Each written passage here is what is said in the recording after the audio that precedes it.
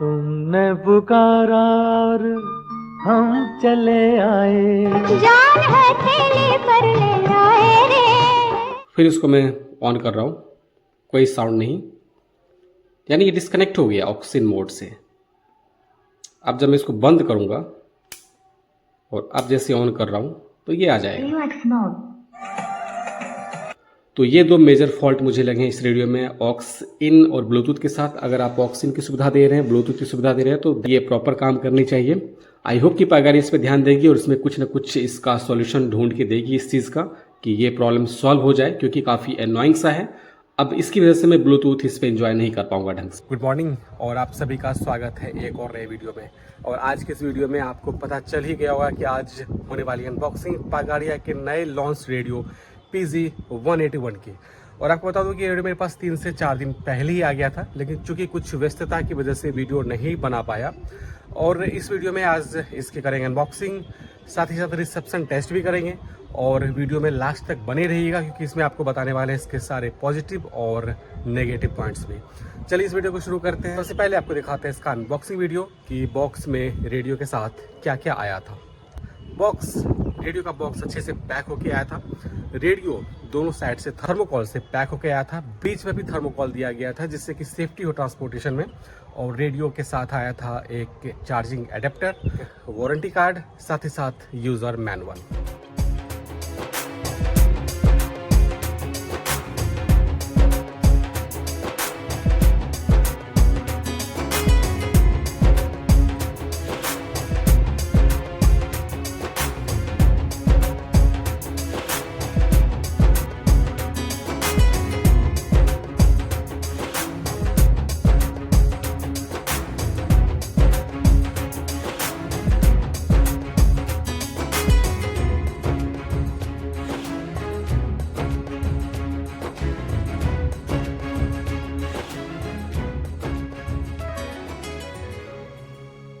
तो आपने पागारिया की इस नए PZ181 का अनबॉक्सिंग वीडियो देख लिया। अब फटाफट से एक नज़र डालते हैं इस रेडियो के डायमेंशंस की, एक्चुअल साइज की, कि रेडियो कितने साइज में है, कि रेडियो का साइज क्या है। उसके बाद ट्यून करते हैं रेडियो को सारे बैंड्स पे। तो ये रहा पागारिया का PZ181। आपको इसके साइज का एक आइडिया दे देते हैं। अगर इसके डायमेंशंस की बात की जाए, जो इसकी लेंथ है वो लगभग है 8.5 इंच के आसपास। जो इसकी हाइट है वो है लगभग 4.80 इंच। और जो इसकी मोटाई है ये है लगभग 2.5 इंच के आसपास।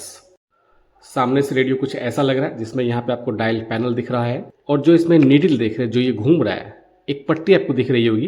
अगर बारीकी से आप इसको देखेंगे तो ये एक चौड़ी पट्टी है, जिसमें बीच में एक ग्रीन कलर की एक लाइनिंग है।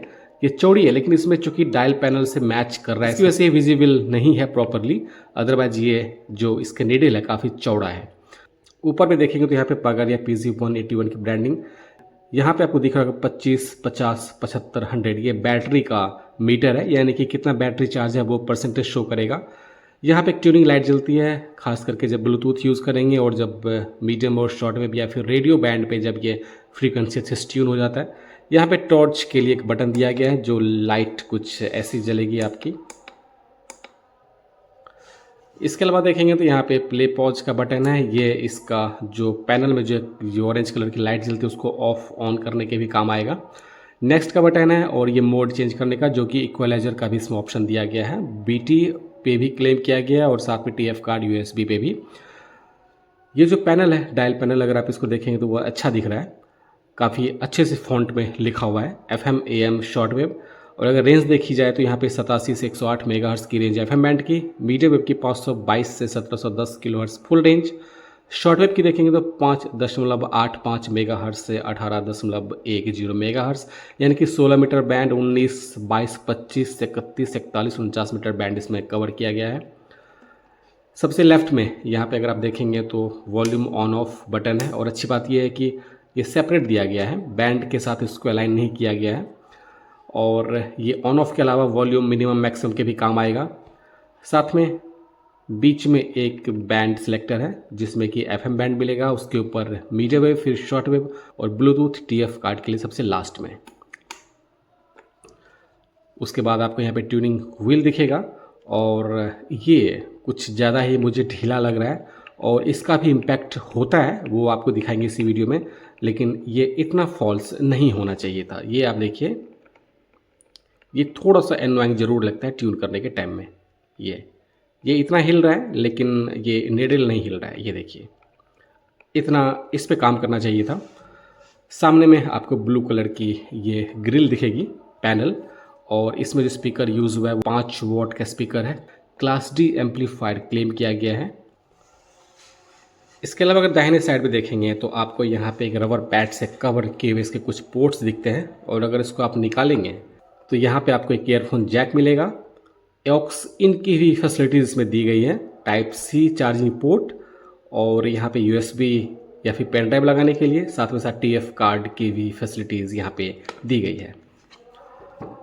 हैंडल के नाम पे इसमें आपको एक दिखेगा, एक प्लास्टिक का ये हैंडल बार प्लास्टिक का है, और ये काफ़ी अच्छा फील कराता है।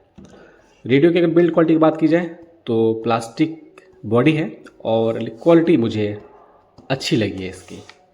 लेफ़्ट साइड में अगर देखेंगे तो यहाँ पे टॉर्च, जो कि मैंने आपको दिखाया इसको जला के। पीछे की साइड में देखेंगे तो यहाँ पे एंटीना, और एंटीना की लेंथ पगारिया ने इस बार अच्छी खासी रखी है, लगभग 30 इंच के आसपास, और इसका बेनिफिट इसे एफएम के रिसेप्शन पे ज़रूर मिला है। यहाँ पे आपको एक वेंट मिला है, बेस रेडिएटर बोल सकते हैं इसको। 5 वॉट का स्पीकर है, अच्छा बेस प्रोड्यूस करता है।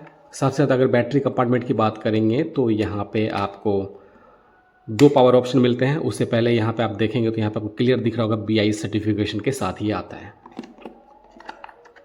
बैटरी कंपार्टमेंट को खोलने पे आपको यहाँ पे 2 18650 की बैटरी दिखेगी, 1200 mAh की ईच दोनों बैटरी है। इसमें आपको 3 AA सेल लगाने का भी ऑप्शन मिलता है, जो कि आपको इस तरह लगाएंगे। अगर आप आज से 3-4 साल पहले पुरानी वीडियो में देखेंगे तो आपको सेम इसी तरह का मिलता जुलता मॉडल मिलेगा। हालांकि वो रेडियो तो मेरे पास नहीं है कि कंपैरिजन किया जा सके कि कितना इंप्रूवमेंट है इस रेडियो में, या फिर एग्जैक्टली सेम परफॉर्मेंस है। बस फ़र्क है तो सिर्फ पगारिया की ब्रांडिंग की, यहाँ पे पगारिया PG 181 लिखा हुआ है, और उस रेडियो में यहाँ पे दूसरी कंपनी की ब्रांडिंग लगी हुई थी। इससे हमें नहीं फ़र्क पड़ता है कि कौन किसकी कॉपी कर रहा है, लेकिन हमें एज ए रेडियो लवर अच्छे परफॉर्मेंस मिलनी चाहिए। हमें बस इसकी एक्सपेक्टेशन करनी चाहिए। कॉपी प्रोडक्ट है तो जो पेटेंट है जिनके पास, वो क्लेम कर सकते हैं, ये उनकी प्रॉब्लम है। हमें एज ए रेडियो लिसनर हमें सिर्फ रेडियो के परफॉर्मेंस से मतलब होना चाहिए। नीचे की साइड में बात की जाए तो यहाँ पे आपको 2 रबर की पैडिंग दिखेगी, जो इसको ग्रिप करने में काफ़ी हेल्प करता है। हालांकि ये उखड़ा हुआ आया था, ये पूरा निकला हुआ था पैकेट में, तो मैंने इसको सही से एडजस्ट किया है। अब फटाफट से ट्यून करते हैं रेडियो को सभी बैंड पे, और आपको इसका एक परफॉर्मेंस टेस्ट करके दिखाते हैं। कंपैरिजन वीडियो बाद में आएगा, फिलहाल के लिए सारी बैंड पे बारी बारी से ट्यून करते हैं। सबसे पहले ट्यून करेंगे मीडियम बैंड पे, और रेडियो ऑन करते ही आपको एक ऑरेंज कलर की लाइट जलती हुई दिख रही होगी। इसको आप ऑफ कर सकते हैं, प्ले वाले बटन को आप प्रेस करेंगे तो ये बंद हो जाएगा। तो अभी इसको बंद करके रखते हैं। शुरू से चलते हैं, 522 किलोहर्ट्ज़ की तरफ से चलते हैं, और देखते हैं कि घर के अंदर कैसा स्टेशन ये पकड़ के दिखाता है।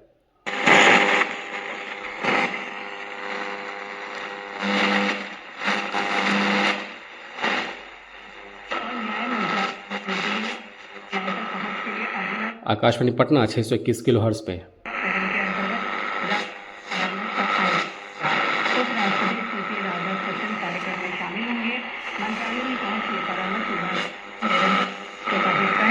इस रेडियो में हालांकि ये DSP रेडियो है, लेकिन इसमें एक AGC को कंट्रोल करने की कोशिश की गई है, या फिर कुछ भी मॉडिफिकेशन किया गया हो।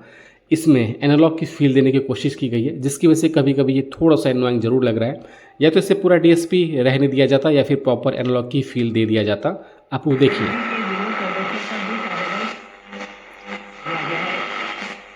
ये एनालॉग की फील दे रहा है इस तरह। ये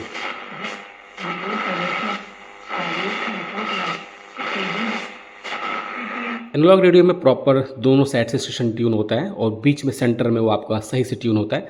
इसमें वो सेटिस्फैक्शन नहीं मिल पाता है, या तो आपको इसे DSP रहने देना चाहिए था प्रॉपर।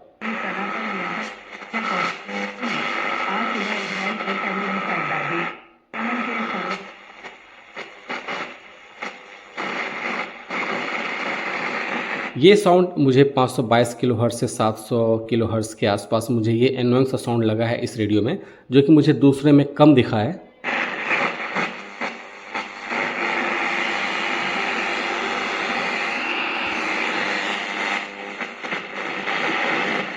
ये देखिए, मैं इसकी बात कर रहा था।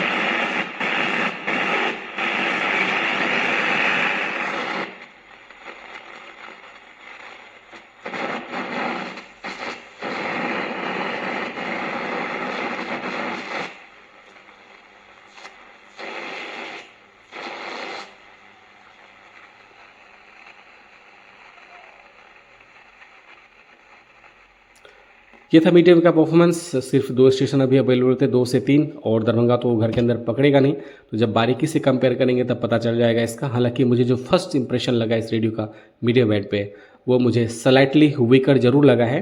इसमें जो ट्यूनिंग की वजह से जो दिक्कत हो रही है वो इसमें इशू क्रिएट कर रहा है, और थोड़ा सा हिसिंग साउंड भी मुझे लगा है इस रेडियो में।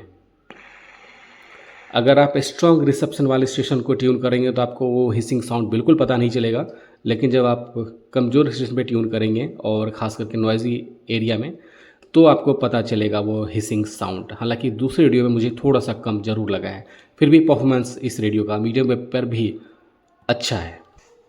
इससे पहले कि इसको शॉर्ट वेव और FM बैंड पे ट्यून करूं, एक साथी ने, अरुण जी हैं, उन्होंने पूछा था कि आप इसका जो ये खांचा है जिसमें एंटीना फिट होता है बॉडी में, उसके बारे में बताइएगा।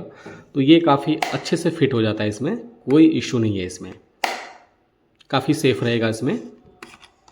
तो अब बस फटाफट से एंटीना को ओपन कर लेते हैं, और एंटीना की लेंथ अच्छी खासी है, 30 इंच के आसपास, जिसका बेनिफिट इसे FM बैंड पे मिला है। चलते हैं शॉर्ट वेव बैंड पे। शॉर्ट वेव बैंड पे मैंने इस रेडियो को डाल दिया है, और आपको बता दूं कि जो इसमें वो AGC कंट्रोल या जो भी मॉडिफिकेशन की गई है उसकी वजह से शॉर्ट वेव पे ट्यूनिंग थोड़ा सा मुश्किल ज़रूर हो गया है। DSP में वैसे भी ट्यूनिंग में मुश्किल होती है, लेकिन इसमें जो एनालॉग की फील देने की कोशिश की गई है उसकी वजह से सारे स्टेशन काफ़ी पास पास दिखाई दे रहे हैं, और आपको ट्यून काफ़ी बारीकी से करना होगा। अगर आप थोड़ा भी फास्टली ट्यून कर लेंगे तो आपको लगेगा कि यहाँ पे स्टेशन ही नहीं है, और जब धीरे से ट्यून करेंगे तो आपको कई सारे स्ट्रॉन्ग रिसेप्शन वाले स्टेशन आसपास मिलेंगे, और कभी कभी मुझे इंटरफेरेंस भी लगा है शॉर्ट वेव पे। हालांकि कोई भी रेडियो पे शॉर्ट वेव, खास करके पगारिया का जो क्रेटा था उसका भी शॉर्ट वेव का परफॉर्मेंस मुझे अच्छा लगा था। शॉर्ट वेव के परफॉर्मेंस मोस्टली बेटर होते हैं। तो चलिए ट्यून करते हैं। ये देखिए, अगर मैं इसको इस तरीके से ट्यून कर लूँ, काफ़ी कम, देखिए अब धीरे से ट्यून करूँगा तो काफ़ी स्टेशन मिलेंगे।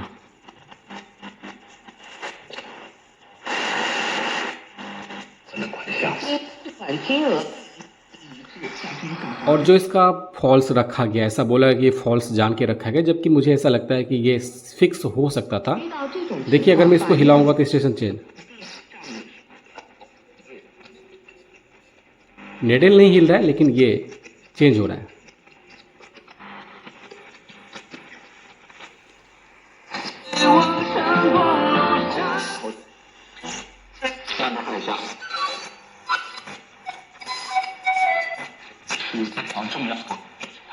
देखिए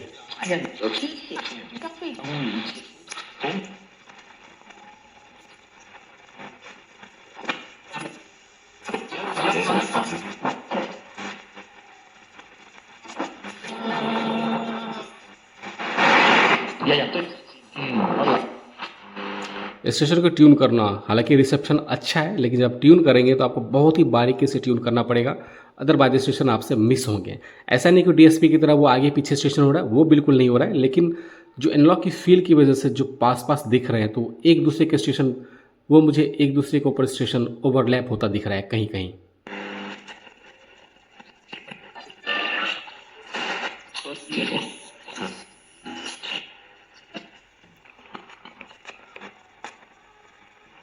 चलते हैं FM बैंड पे, और जब इसका कंपेयर वीडियो लाएंगे सभी बैंड पे तब आपको क्लियर आइडिया हो जाएगा। फिलहाल ये मेरा फर्स्ट इंप्रेशन है। चलते हैं FM बैंड पे।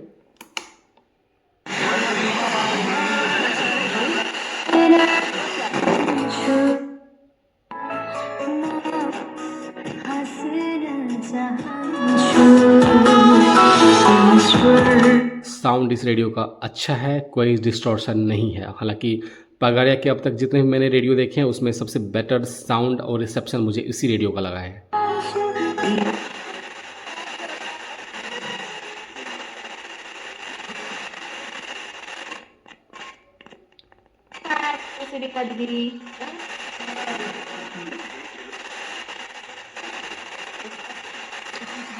ये जो साउंड आ रहा है ये एनोइंग सा, आप देखिए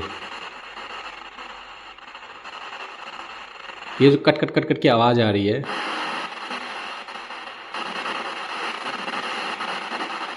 ये क्लियर इंडिकेशन है कि इसके गेन के साथ कुछ ना कुछ चेंजेस किया गया है एनालॉग की फील के लिए, जिसकी वजह से ये साउंड आ रहा है।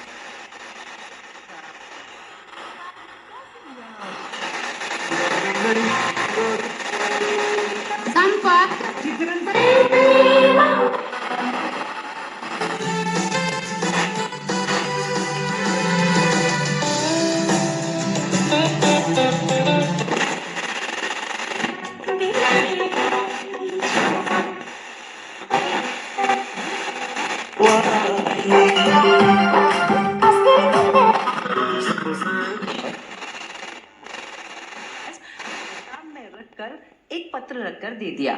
अब उस लड़के ने उस किताब को पढ़ा ही नहीं और बहुत सालों बाद जब उसका विवरण रहा था तब उसे वो खत मिला। और ये विविध भारती है 102.3 मेगाहर्ट्ज, आकाशवाणी खरसोंग इसे रिले कर रही है। उसने खत में लिख कर दिया,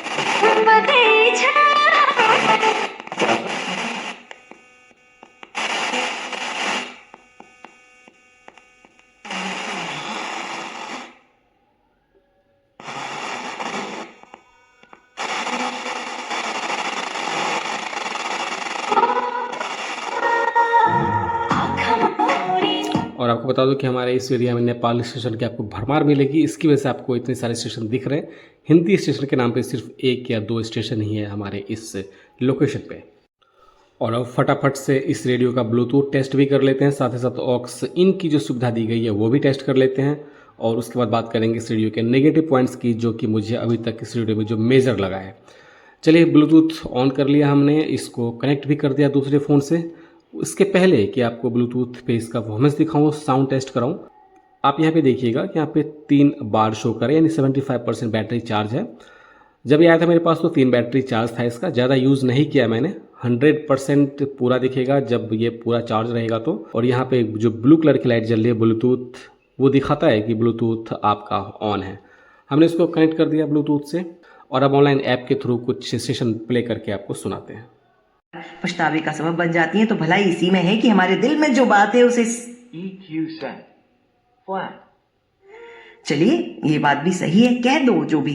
हाँ, लिखते हैं आज के समय में लोगों के ये भी पास इक्वलाइजर भी टेस्ट कर रहा हूँ, आप सुनिएगा। कुछ है, लेकिन दूसरों के पास सुनने EQ set हाँ, ना दूसरे की बात सुनना, दोनों ही rock दूसरों की बातों को ध्यान से सुनना और उन पर jazz प्रतीक है, और यह एक कौशल है जिससे आपसी गहरे रिश्ते, classic दूसरों की बात ध्यान से सुनकर कहकर हम बहुत कुछ सीख सकते हैं। EQ set classic बार हम किसी से कोई बात कर रहे हो, country फोन उठाकर चला जाता है, ये भी बीच में flat 1 मिनट के लिए रुक जाइए, मैं ईयरफोन हाँ, बात करके मैं वापस आप तक आता हूँ।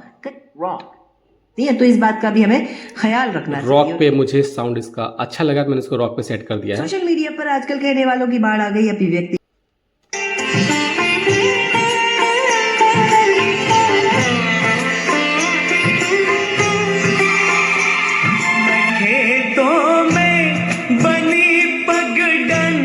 जी हाँ, अभी मैंने प्ले किया हुआ है FM गोल्ड ऑनलाइन ऐप के थ्रू, ब्लूटूथ से मैंने कनेक्ट किया हुआ है इसे।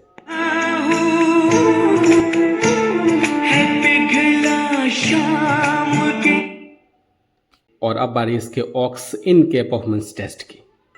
और अभी मैंने इसका ऑक्स इन टेस्ट करने के लिए हमने इस चोयोंग के वॉइजर रेडियो पे मैंने एक स्टेशन प्ले किया है FM गोल्ड, और इसको ऑक्स इन के थ्रू मैंने इसको कनेक्ट कर दिया है, यानी कि अभी स्पीकर मेरा यूज़ हो रहा है पगाड़िया का और प्ले हो रहा है वॉइजर के रेडियो पे एज ए स्पीकर। उसके लिए आपको इसको सबसे लास्ट में यानी BT मोड पे डालना होगा। जैसे ऑक्स इन आप इन करेंगे तो देखिए आपको आएगा ऑक्स मोड। UX mode।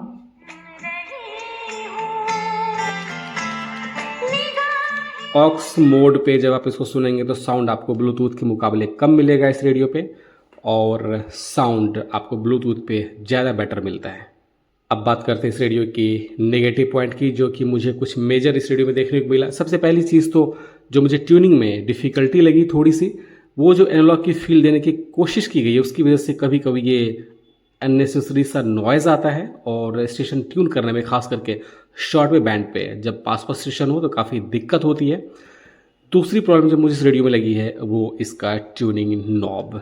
हालांकि कई लोगों ने इसे बताया कि इसे फॉल्स जान के रखा गया है, लेकिन ये अनोइंग सा लगता है, थोड़ा सा चीप फील जरूर कराता है। और इस रेडियो का जो प्राइस है लगभग 2800 रुपये के आसपास, तो इस तरह की चीज़ें नहीं होनी चाहिए। ये जब आप खासकर शॉर्ट वेव पे ट्यून करेंगे, अगर ये हल्का सा भी ऐसे से हिलता है ये वाला सेक्शन, तो स्टेशन आपका चेंज हो जाता है।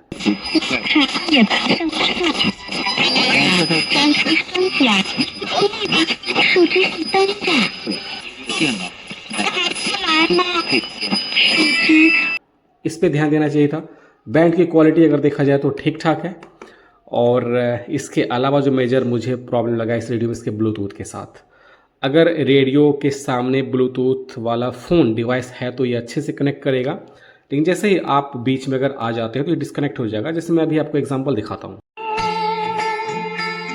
अब देखिए ये फ़ोन रेडियो के जस्ट सामने है, अच्छे से कनेक्ट हो रखा है, और जैसे ही मैं इसको अपनी पीठ के पीछे ले जाऊंगा, डिस्कनेक्ट नहीं होता है लेकिन कनेक्शन फेल हो जाता है। जैसे लाइन ऑफ साइट में लाएंगे तो फिर से कनेक्ट हो जाता है, यानी साउंड आ जाएगा। सुनिए आप।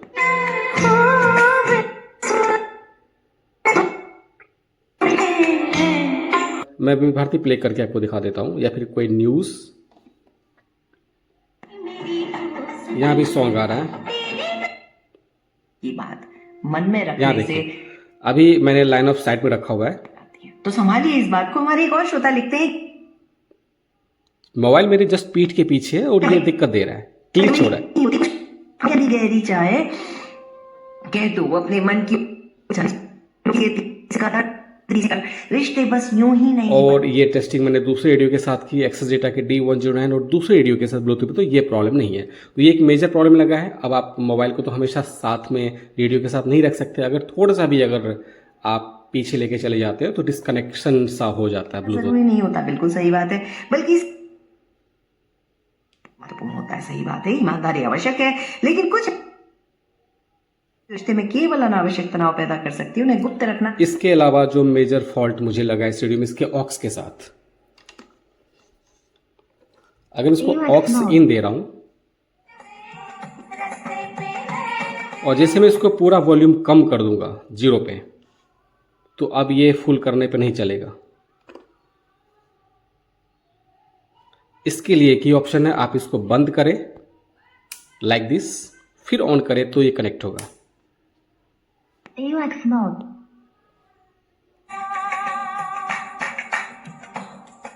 फिर मैं 0 कर दे रहा हूँ वॉल्यूम को, फिर इसको मैं ऑन कर रहा हूँ, कोई साउंड नहीं, यानी ये डिस्कनेक्ट हो गया ऑक्स इन मोड से। अब जब मैं इसको बंद करूँगा और अब जैसे ऑन कर रहा हूँ तो ये आ जाएगा। AUX mode. तो ये दो मेजर फॉल्ट मुझे लगे हैं इस रेडियो में, ऑक्स इन और ब्लूटूथ के साथ। अगर आप ऑक्स इन की सुविधा दे रहे हैं, ब्लूटूथ की सुविधा दे रहे हैं, तो ये प्रॉपर काम करनी चाहिए। आई होप कि पागारी इस पर ध्यान देगी और इसमें कुछ ना कुछ इसका सॉल्यूशन ढूंढ के देगी इस चीज़ का, कि ये प्रॉब्लम सॉल्व हो जाए, क्योंकि काफ़ी एनॉइंग सा है। अब इसकी वजह से मैं ब्लूटूथ इस पर एंजॉय नहीं कर पाऊंगा ढंग से, और ना ही ऑक्स के थ्रू, क्योंकि अगर आपने गलती से इसको बिल्कुल कम कर दिया तो ये डिस्कनेक्ट हो जाता है। अगर यही चीज़ अगर मैं FM बैंड पे ट्राई करूं तो आप देखिएगा, बाबू लो ना एक छिन मेरे जैसे पूरा साउंड मैंने 0 कर दिया तो वॉल्यूम बढ़ाने पे सडनली साउंड आएगा। दाजुलाई त के हो देखे आएको छ कति खान्छ दुख्छ थोड़ा भन्नु टाइम लेता है, लेकिन ऑक्स के साथ वो मेजर प्रॉब्लम है और ब्लूटूथ के साथ इसका मेजर प्रॉब्लम है। जहाँ तक रिसेप्शन की बात है तो ऐसा नहीं है कि अभी तक मेरे जितने भी रेडियो यूज उसमें सबसे बेटर रिसेप्शन है इसका। बिल्कुल पागारियन अब तक जितने भी रेडियो लॉन्च किए हैं उसमें सबसे बेटर रिसेप्शन इसका निकल के आया है। एक चेंजेस करने की कोशिश की गई, एनालॉग फील देने की कोशिश की गई है, उसकी वजह से भी थोड़ा सा इसमें मुझे फर्क दिखा है और वो कभी कभी एनोइंग सा लगा है। साथ ही साथ अगर इसको FM पे अच्छा परफॉर्मेंस मिल रहा है तो वो इसके अच्छे एंटीना की लंबाई की वजह से, एंटीना की लंबाई इसकी लगभग 30 इंच के आसपास है, जिसकी वजह से FM बैंड पे इसका परफॉर्मेंस बेहतर है। आगे आने वाला है इसका कंपैरिजन वीडियो दूसरे रेडियो के साथ, जैसे फिलिप्स चैंपियन और एक्सेस डेटा D808 के साथ भी कंपैरिजन ले आएंगे, या फिर आप जिस रेडियो के साथ इसका कंपैरिजन वीडियो देखना चाहते हो वो वीडियो जरूर आ जाएगा। कमेंट करके जरूर बताइएगा। तो आपने पगारिया के PG 181 का अनबॉक्सिंग, परफॉर्मेंस टेस्ट और पॉजिटिव नेगेटिव पॉइंटर्स देख लिए। आपको आज का ये वीडियो कैसा लगा कमेंट करके जरूर बताइएगा। आपके कमेंट का बेसब्री से इंतजार रहेगा। मिलते हैं आपसे पगारिया PG 181 के कंपैरिजन वीडियो के साथ ही साथ एक अनबॉक्सिंग वीडियो आने वाला है एक्साजेटा के D219 के अपडेटेड वर्जन का। स्टे ट्यून्ड, मिलते हैं आपसे अगले वीडियो में। Till then bye bye, take care, have a nice day.